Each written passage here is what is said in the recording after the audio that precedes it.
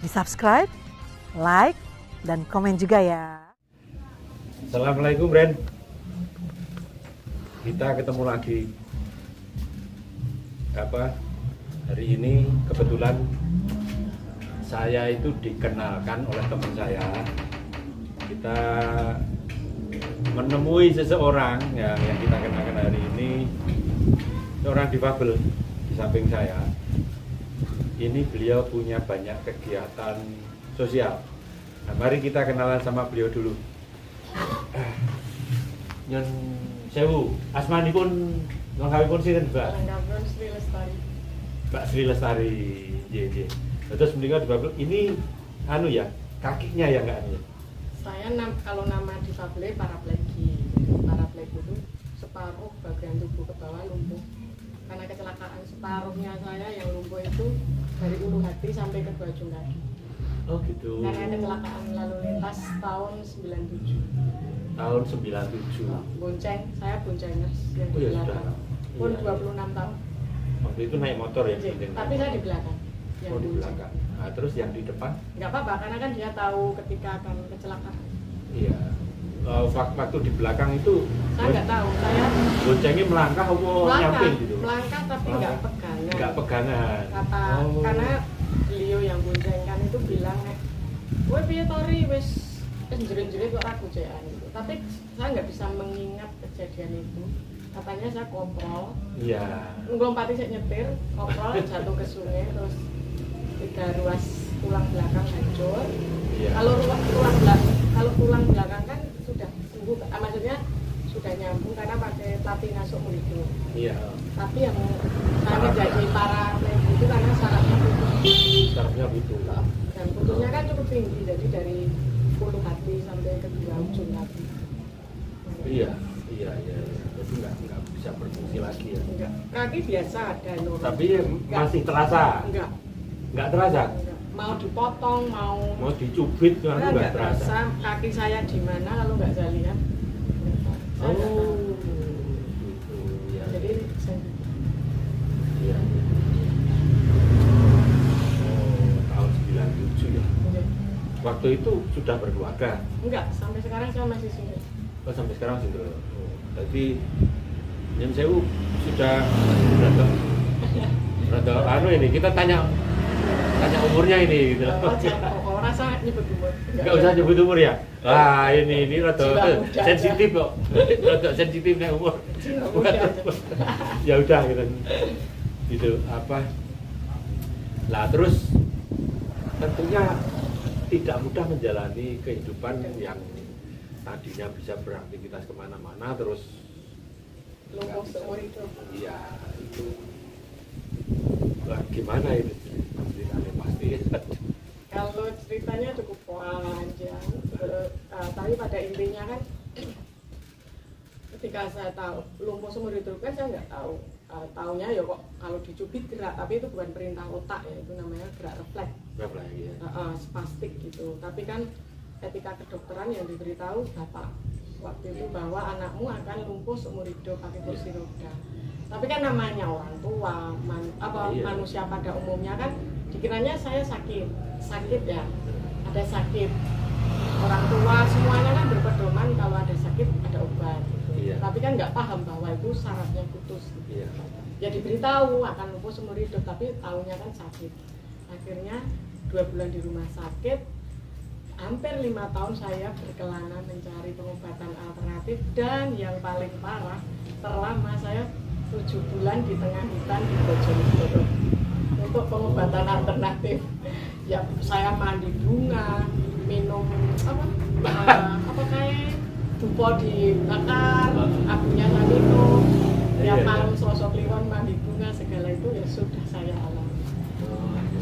Tapi ya waktu itu ya di awal otomatis karena ingin sembuh ya saya semua orang yang memberitahu saya yang ngasih saran wis pokoknya dimanapun ya itu sampai iya. yang ujung barat sampai ujung timur akhirnya seperti saya waktu di Bojonegoro itu karena di tengah hutan kan saya seperti pangeran di Bojonegoro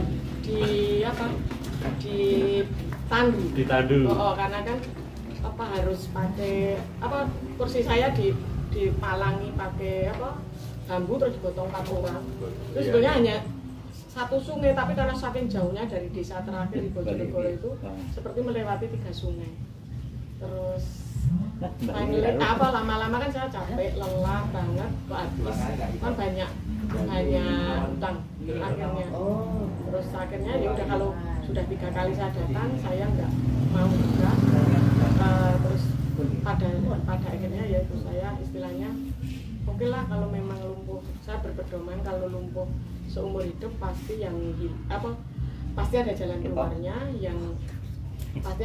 keluarnya, hanya kesempatan punya anak dan punya suami yang akan hilang dalam dosa. Pedoman saya waktu itu. Jadi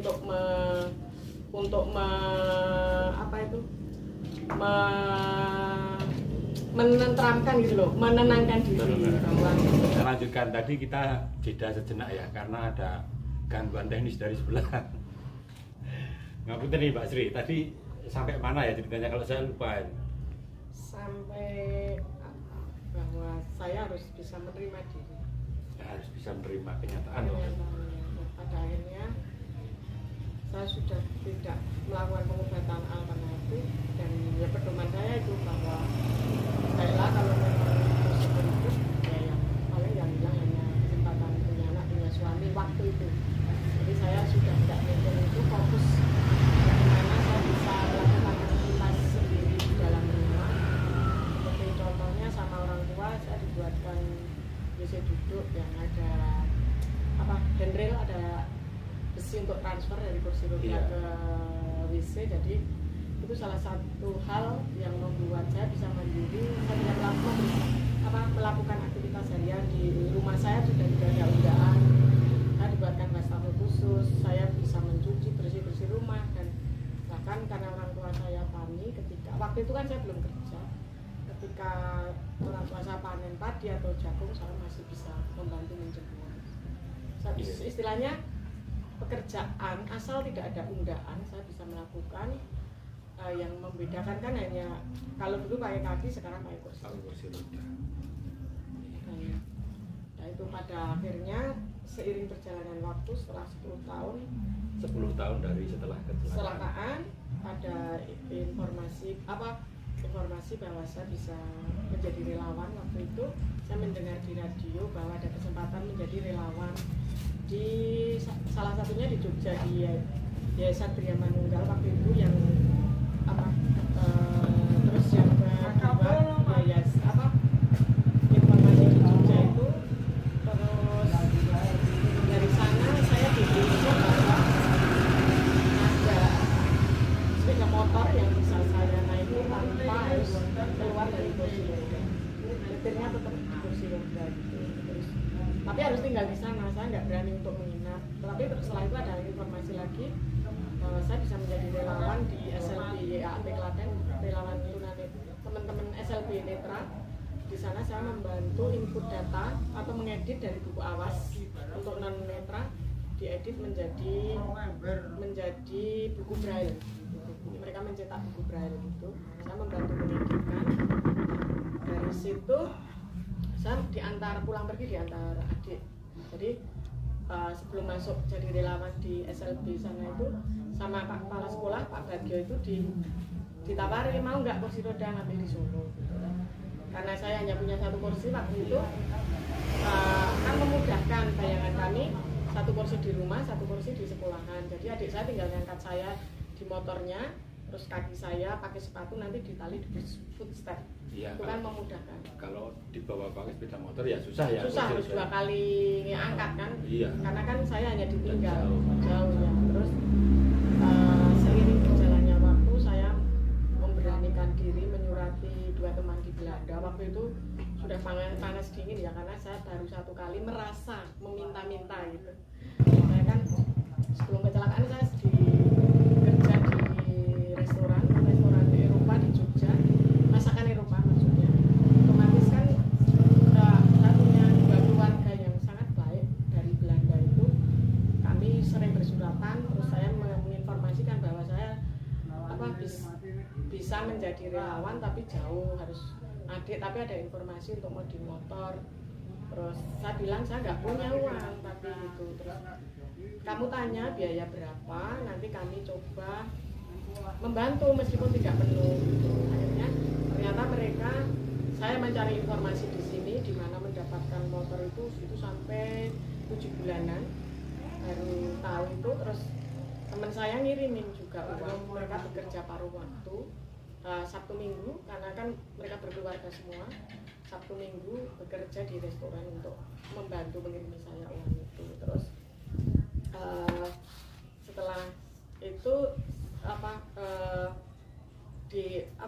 ada teman, saya menemukan teman namanya Pak Bambang dari Muntilan itu yang datang ke sini dengan motor, yang punya motor seperti motor saya yang saya pakai sekarang itu ke sini.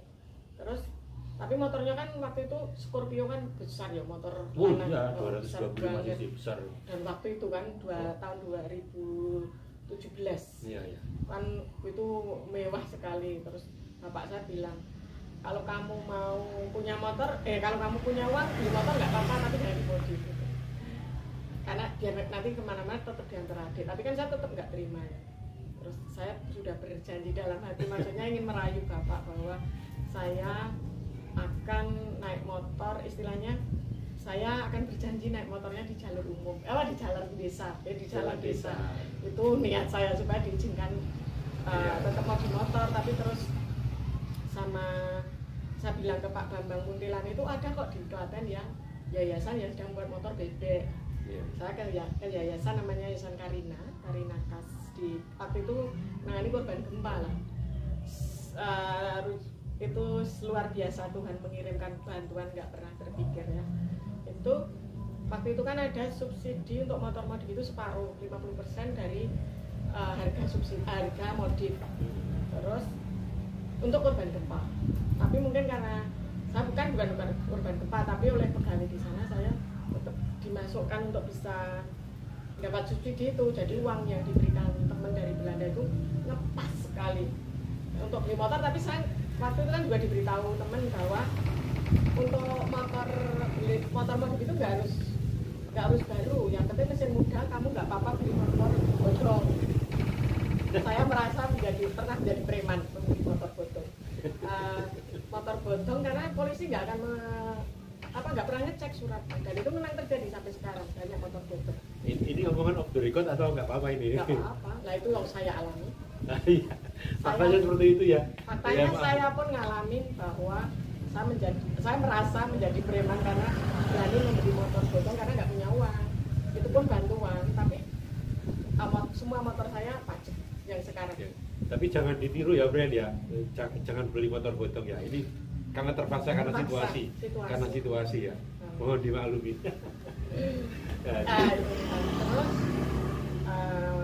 Terus saya modif, tapi sebelum modif kan saya sudah dipinjemi motor oleh Karina. Nah, sama Karina yang nangani korban gempa kan banyak yang lumpuh seperti saya, tapi lebih terpuruk ya karena mereka kehilangan harta benda, mungkin kehilangan keluarga, rumah pun nggak punya. Jadi waktu itu saya diajak Karina itu katanya ketika spesial apapun, ketika diajak mengunjungi teman yang korban gempa yang lumpuh seperti saya, hanya apa-apa semua kegiatan di tempat tidur kan kami dengan mudah bilang kamu kan nggak ngalamin, atau saya bisa mudah bilang ijolan kok, kita gantian kok, kamu yang jadi aku gitu. Nanti kan pasti nggak bisa melanjutkan kan siapapun yang non kabel, tapi ketika saya datang kan saya nggak pernah ditolak oleh teman-teman itu. Saya istilahnya kan saya hanya duluan lebih mandiri dari teman-teman, jadi saya istilah keren kan saya diajak motivasi sama Karina itu, saya dipinjami motor. Terus sampai pada akhirnya apa yang saya lakukan di awal bersama Karina itu saya lakukan sampai saat ini, karena kan setelah saya punya motor terus saya berkurang kegiatan saya menjadi relawan di sana karena saya dapat pekerjaan, akhirnya mendapat pekerjaan karena semuanya berawal dari mimpi. Saat saya mengambil kursi roda di Solo kan waktu itu bantuan dari UCP Wheels for Humanity, waktu itu namanya masih nama luar karena mereka mendatangkan kursi roda setahun sekali ke Indonesia dari Amerika. Waktu itu kan saya juga terharu lagi karena kok orang baik nggak kenal kok saya di kursi roda bagus banget gitu ya. Meskipun saya mengganti ongkosnya kan mahal ya, satu kontainer berapa puluh juta kan, jadi kami mengganti untuk biaya urunan sih, untuk biaya transportnya kursi roda dari Amerika itu. Nah, terus saya punya motor, terus saya dari mimpi ya, waktu itu kok baik banget saya harus ketemu orangnya, padahal itu mimpi ya, itu nanti endingnya saya itu sampai kenyataan bisa ke Amerika. Ini saya harus berterima kasih secara langsung gitu, padahal saya nggak tahu siapa yang memberi saya.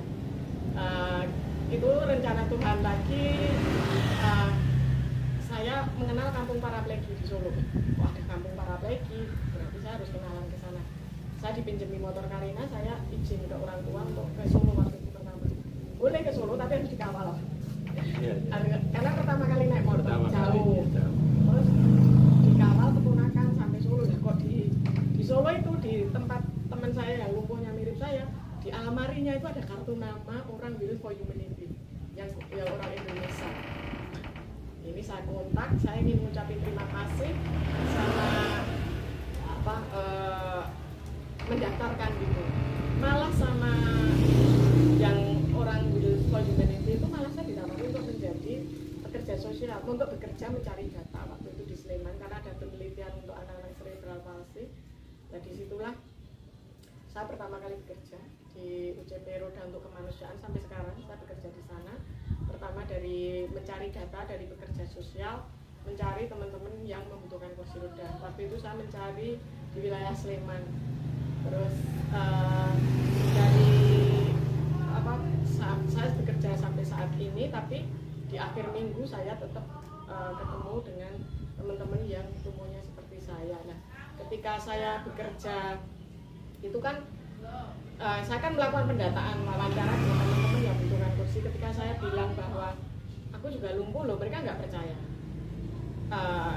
Banyak orang sampai saat ini pun saya bilang bahwa kok orang cacat kok gemuk, kok senyum-senyum, masih sampai sekarang. Emang nggak boleh ya? Kok gemuk gitu, kok sehat. Makanya ketika saya mengunjungi teman-teman yang lumpuh seperti saya kan, saya menegaskan bahwa kita itu nggak sakit, hanya fungsi kaki kan yang beda. Awalnya jalan banyak dua kaki, sekarang pakai kursi, tapi kesempatan untuk semua kesempatan kita sama, hak kita sama gitu. Itu ketika saya menemui teman-teman itu kan saya hanya berbagi pengalaman bagaimana menjadi difabel yang mandiri, yang utama kan bisa merawat diri, activity daily living, yang kegiatan di dalam rumah. Nanti kan ada mimpi untuk bisa bagaimana keluar rumah seperti mirip-mirip saya dulu, terus bagaimana bisa kontribusi atau anak-anak bisa sekolah, kami tetap bisa piknik, bisa menikmati semuanya seperti yang lainnya. Kegiatan mengunjungi teman-teman yang lumpuh seperti saya kan saya lakukan sampai saat ini, dan perjalanan mungkin bisa dikatakan yang yang jarang dilakukan itu, saya melakukan perjalanan naik motor yang pertama yang jauh ya, itu dari Jakarta sampai Bali tahun 2013. Naik motor iya, Jakarta naik motor, Bali. Naik motor roda 3 ya. Sendiri. Naik motor sendiri. Iya, waktu itu, tapi ya itu tadi rencana Tuhan indah. Jadi awalnya kan awalnya muncul sampai itu kan saya kan bekerja mengantar tamunya kantor dari Kanada itu, bahwa kami membuat success story dari teman-teman yang memang kursi roda. Setelah perjalanan pulang selesai kerja, saya ditanya, mimpimu apa? Ada beberapa mimpi, tapi salah satunya saya ingin membagi semangat dan pengalaman ini kepada teman-teman yang masih di rumah ya seperti saya, karena kan masih banyak teman yang menganggap dirinya sakit, ingin sembuh. Itu kan seperti saya puluhan tahun yang lalu awal lumpuh, tapi sampai dunia saat ini dengan baik teknologi informasi saja masih banyak orang belum paham, belum bisa menerima diri gitu. Terus akhirnya ya udah tapi saya nggak punya uang gitu, nggak berani saya ngomong gitu, tapi saat ini baru bisa mengunjungi teman-teman yang jauh gitu. Terus teman saya, ya udah kamu izin orang tua, izin tempat kerja gitu. Bayangan saya kan hanya pokoknya saya naik motor pakai jaket tebal, punya kamera, terus dengan adik gitu. Terus teman saya bilang, ya udah aku buatin video singkat, nanti kita upload pencarian penggalangan dana di Indiegogo, nama situsnya untuk penggalangan dana. Terus kita Jakarta Bali, kenapa Jakarta Bali? Karena Jakarta ibu kota negara. Kenapa Bali? Karena Bali itu terkenal di dunia. Itu terjadi di tahun 2013. Tapi karena beliau tinggal di Bali, yang membuat video singkat itu kan banyak kenalan ya, itu akhirnya ternyata perjalanan saya itu diikuti oleh TV Bumi Hijau yang ada di Bali, yang mengikuti. Akhirnya ada video yang sudah ada di YouTube-nya Our Better World. Perjalanan Jakarta Bali itu terjadi 2012. Terus tahun berikutnya perjalanan dari Sabang titik nol Indonesia sampai Jakarta. Terus tahun 2015 dari Manado sampai Makassar. Terus tapi yang trip dekat misalnya hanya ke yang trip panjang itu kan ada sponsornya ya, sampai terus taruh yang trip hanya ke Semarang, ke Demak, Kudus itu ya ketika saya mampu saya datang. Terus pernah juga yang perjalanan tahun 2018 itu dari Jogja tapi bersama 9 rider yang difabel saya sendiri. Itu dari Corsa ya, dari ban, merek ban itu yang mengajak saya untuk riding, mengetes rodanya itu. Tapi yang perjalanan jauh itu saya naik motornya sendiri, tapi tadi yang Jakarta Bali tadi tim Bumi Hijau itu nggak mobil, jadi adik numpang di mobil gitu. Tapi naik motornya sendiri, tapi hanya siang. Tapi jadwal saya sudah pasti nanti berbagi pengalamannya ke siapa, mengunjungi siapa gitu-gitu, sampai finally yang agak fenomenal itu tahun 2000 yang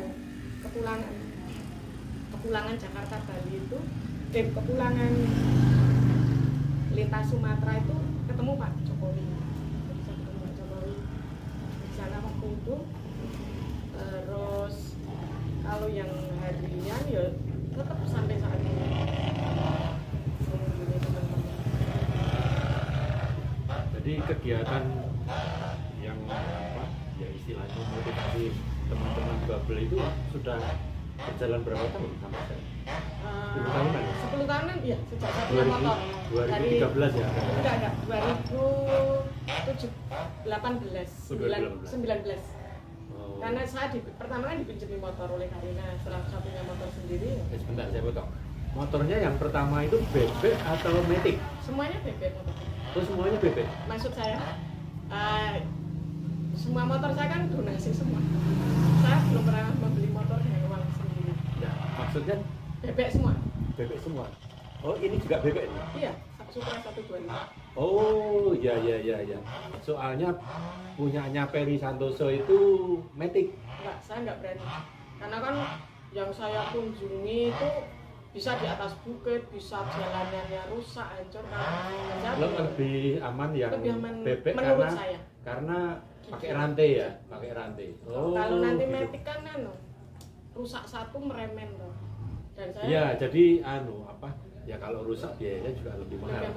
Tapi ya itu mungkin loh saya nyamannya ya. Iya. Itu tergantung iya.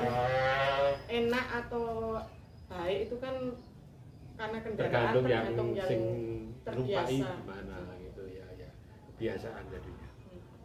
Iya. Ini yang jadi yang kegiatan yang memotivasi teman-teman di Babel itu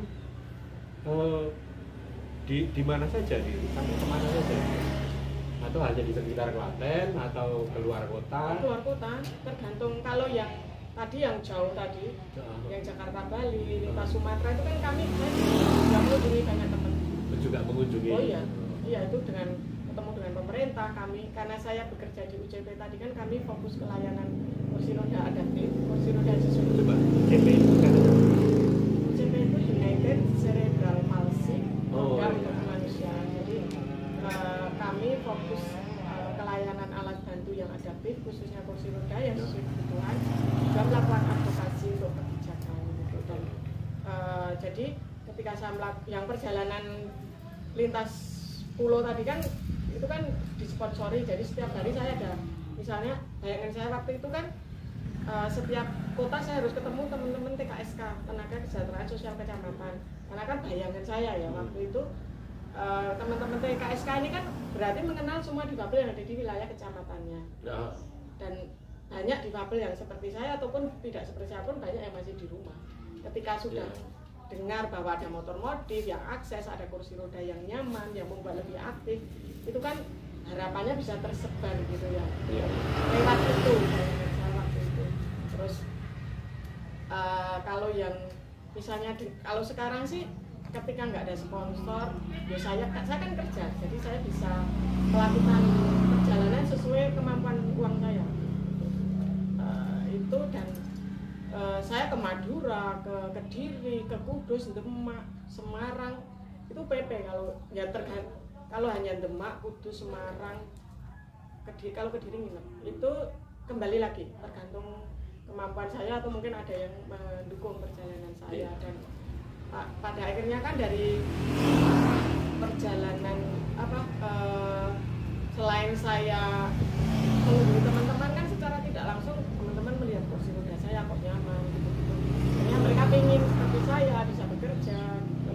Oh ini kursi roda yang beda dengan kursi roda yang umumnya di rumah sakit atau apa, ini khusus dibuat untuk difabel ya? Disesuaikan kebutuhannya. Kalau di tempat kerja saya kan ada bermacam-macam. Jadi harus kan kalau kami layanannya kan yang adaptif tadi harus dimodifikasi misalnya. Mungkin kalau yang ini kan kalau penjenengan kan full lumpuhnya itu sama sekali nggak bisa merasa, nggak bisa digerak. Kalau ada yang polio itu yang mungkin masih bisa bergerak sedikit-sedikit tapi tidak ada kekuatannya, mungkin bisa pakai ini tapi nanti ya beda di bantalan. Jadi ukurannya yang beda. Ukurannya ya. Kalau ini kan memang untuk aktif ya segala medan, mau di pasir, mau di tanah, mau di ruangan. Ini kan sangat beda. Ini jadi kan rodanya berbeda ya. Ini jarak roda depan ke sini kan beda banget jauhnya. Ini membuat seimbang, nggak gampang ditimpalik. Iya. Tapi ya itu yang setiap hari kami sampaikan karena misalnya ke pemerintah pun kami berharap karena kan pemerintah ada anggaran. Terus hanya pemerintah kan belum semuanya tahu bahwa alat bantu itu harus yang sesuai supaya bisa membuat kami nyaman, membuat kami lebih sehat, membuat kami bisa aktif berkontribusi gitu. Tapi ya itu namanya advokasi kan itu perjuangan panjang gitu. Tapi ketika saya mengunjungi teman-teman itu ya akhirnya kan ketika banyak yang nggak percaya tadi, bahkan ada orang tua itu di atas gunung sana saya sering menemukan 10 tahun hanya di rumah, 20 tahun hanya di rumah karena mereka ingin sembuh, belum paham, belum bisa menerima diri. Kadang juga mungkin secara ekonomi mereka dan juga akses informasinya nggak ada. Misalnya ya betul harus misalnya untuk kursi roda kan juga sangat sulit didapatkan, mahal juga. Terus ketika pemerintah kursi roda yang khusus yang mahal. Kalau yang kursi roda yang umum murah. Tapi kan teman-teman nggak bisa pakai. Iya, susah. Nggak bisa. Itu saja tangannya untuk ngayuh saja susah. Bagaimana untuk kami aktivitas menyapu atau apa kan? Karena dia kan bisa dilipat gitu loh. Jadi kan ini malah bisa dilipat. Oh, bisa dilipat juga? Bisa. Oh, gitu. Bisa, hanya tadi kembali lagi ke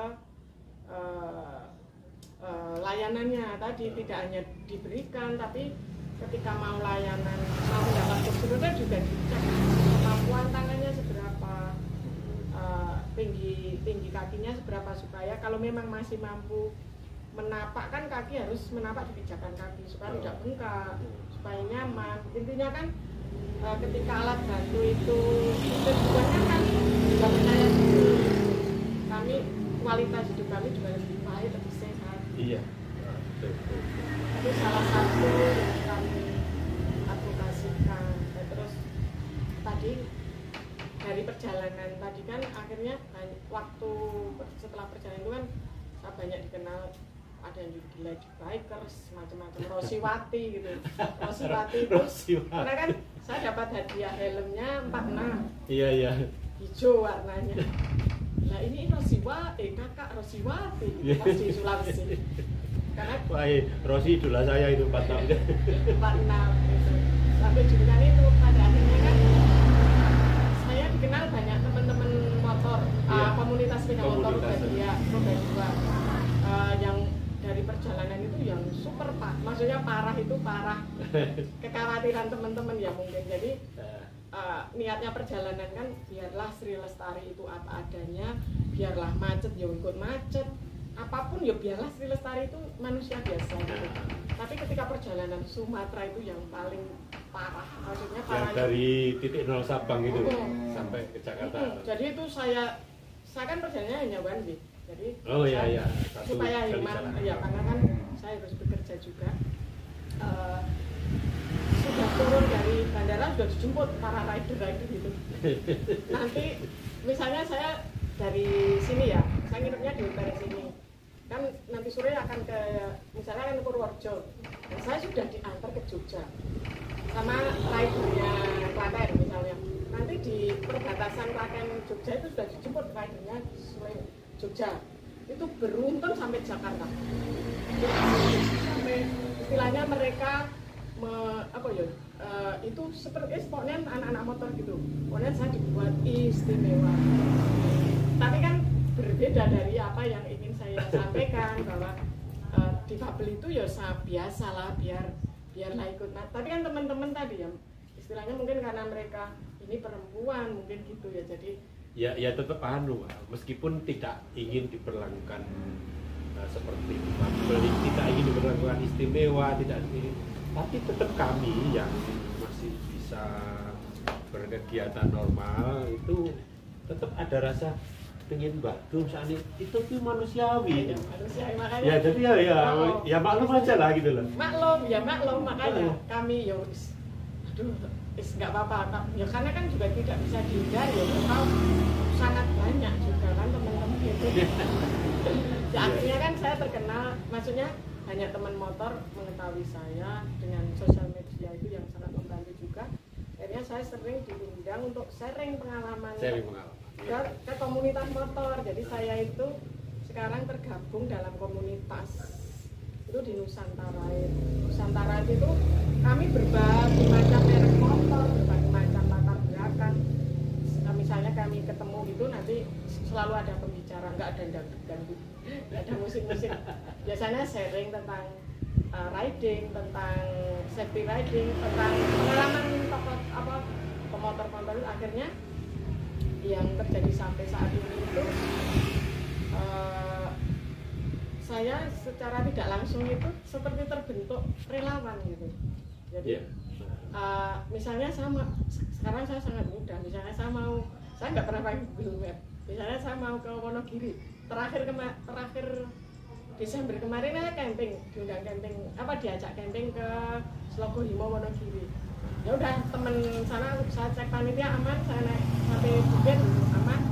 Saya sudah disediakan temen yang harus dampingi saya untuk sampai sana gitu. Dan dari terbentuknya relawan itu kami membuat kegiatan. Akhirnya kan banyak teman bertanya, kamu tadi ngunjungin ketemu siapa, ketemu teman ini, apa sih yang bisa aku dukung? Itu muncul secara otomatis dari teman ngobrol saya, teman-teman motor itu mayoritas teman motor.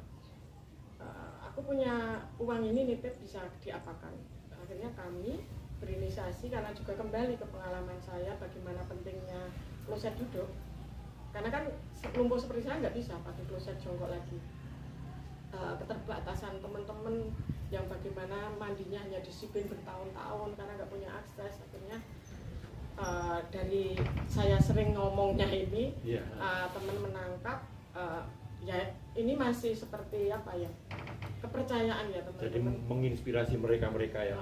Itu kami misalnya ada temen nitip gitu, kami beli kloset duduk sama untuk material. Intinya kami hanya membantu mengganti kloset jongkok tadi ke kloset duduk. Tapi yang melakukan teman motor itu dan relawan semua, nggak ada bayaran. Jadi seperti kami kalau naik motor gagah itu, setelah sampai lokasi harus melepas baju menjadi tukang. Itu yang sampai saat ini kami lakukan. Itu yang untuk yang lebih konsisten, tapi juga kembali lagi tergantung titipan gitu. Jadi yang terakhir tadi komunitas yang mengganti kloset apa itu apa nama komunitasnya? Akhirnya dari usulan teman-teman tadi semua ya, maksudnya teman ini kan bahaya juga dari saya, maksudnya selama ini kan teman-teman menitipkan uang ke saya pribadi, saya kan juga seperti nggak enak, takut nggak amanah gitu. Akhirnya teman-teman ya udahlah kamu kita buat aja Yayasan Sahabat Sri Lestari. Oh, di atas namanya Mbak Sri Lestari. Itu keinginan dari itu anak-anak muda, pemotor itu ya wis lah, karena nanti juga pasti akan lebih banyak yang ingin terlibat dan supaya transparan juga, karena juga nggak baik kalau. Nah, terus yang ikut di komunitas itu atau terlibat di situ kebanyakan orang Klaten atau banyak orang luar daerah? Luar daerah, orang Klaten kok malah nggak ada ya? Oh gitu ya. Jadi saya itu orang Klaten tapi nggak dikenal di Klaten, jarang di Klaten. Saya mencari. Lebih sering Jogja kayaknya. Karena tempat kerjanya Jogja. Lagi pula ini kan Manis Renggo ini kan lebih mudah ke Jogja. Lebih mudah ke Jogja. Kayaknya lebih dekat ke Jogja daripada ke Klaten. Mungkin karena juga tempat kerja saya. Iya. Jadi saya menjemput rezekinya di Jogja. Ke Klaten kan pas pertemuan komunitas. Itu saja. Komunitas difabel. Mbak Sri, ini tadi nyinggung kita kan bercerita soal motor-motor ya. Saya pengen lihat Mbak Sri sekarang coba naik motor. Nah ini gitu. Nanti.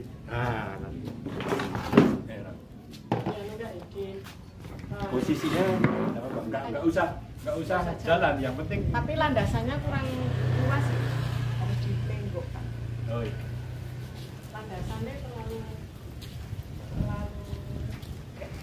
belakangnya ya, belakangnya. Tapi bisa.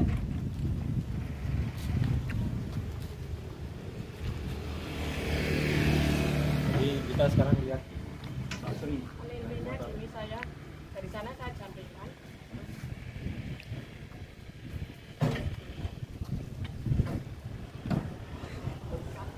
Di sini untuk nutupnya. Oh jadi lihat ini motornya di sini. Ini motornya, motif di sini. Mesin di sini tuh tadi landasannya, kapal remnya untuk naik. Terus ini kan saya harus mandiri ya karena kemarin. Ini kekuatan di sini sementara pakai rem, kursi roda harus angin terkunci ya. Angin kursi roda harus penuh supaya kuncinya kencang. Terus ini satu tutup.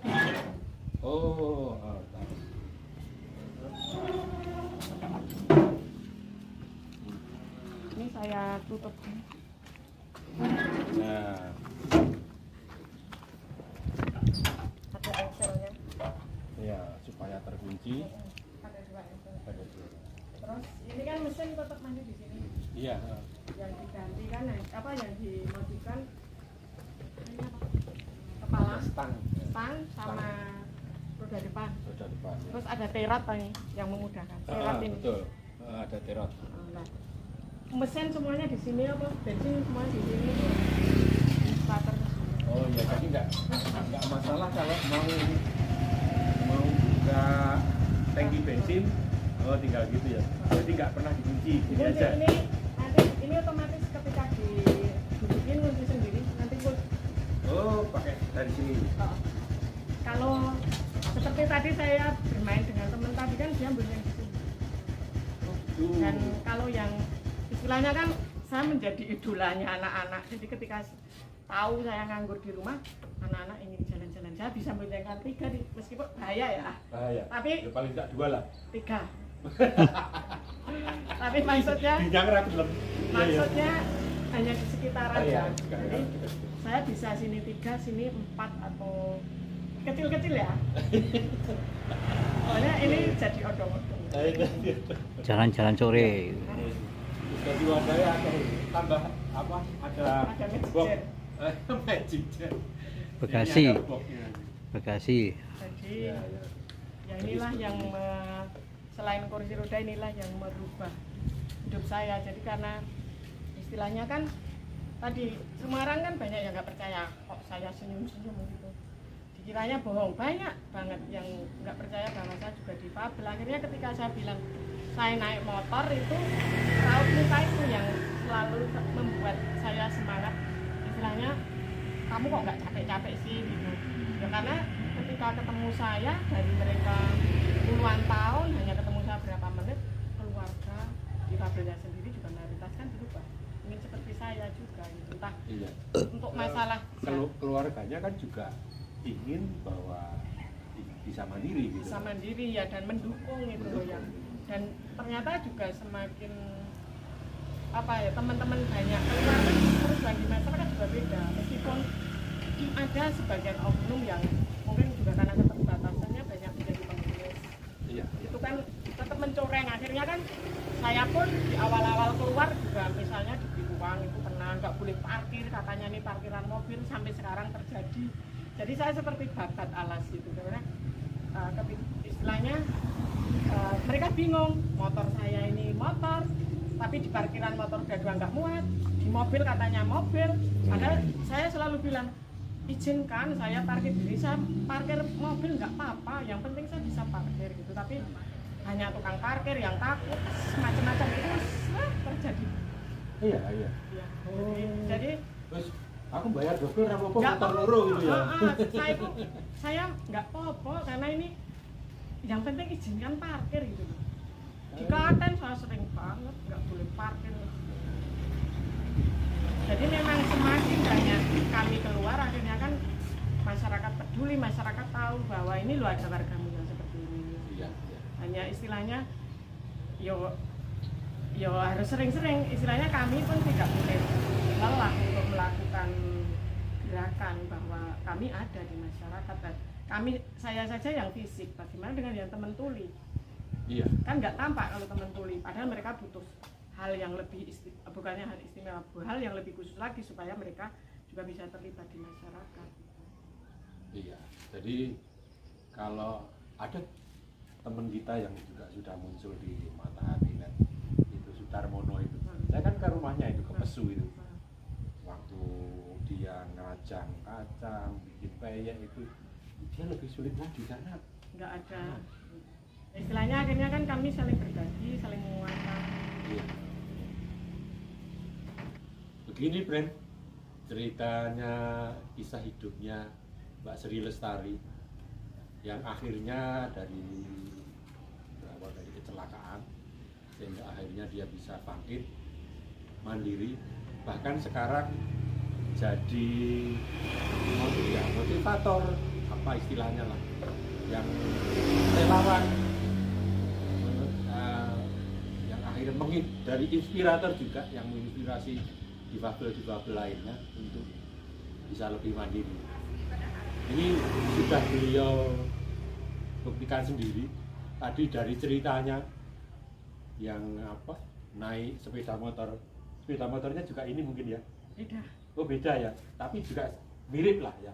Tetap konstruksinya saya Bebek nyetirnya gitu ya. nyetirnya di sini.